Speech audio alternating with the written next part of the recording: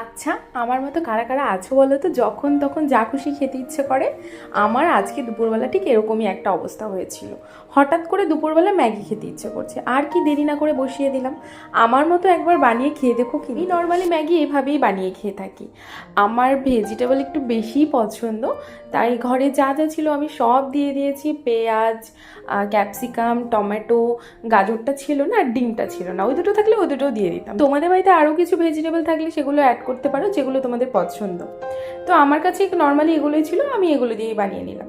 ফার্স্টে আমি সব সবজি তেলের মধ্যে একটু সটে করে, তারপর তার মধ্যে একটু সস দিয়ে জল দিয়ে দিলাম পরিমাণ মতো। দেন ম্যাগিটা দিয়ে দিলাম। তারপর কাঁচা লঙ্কাটা আমি পরে দিয়েছি, আগে দিলেও হয়, কারণ আমি একটু ঝাল পছন্দ করি তাই পরে দিয়েছিলাম। তোমরা তোমাদের পরিমাণ মতো দেবে। দেন এভাবে একটু নাড়াচাড়া করে মশলাটা দিয়ে দিব।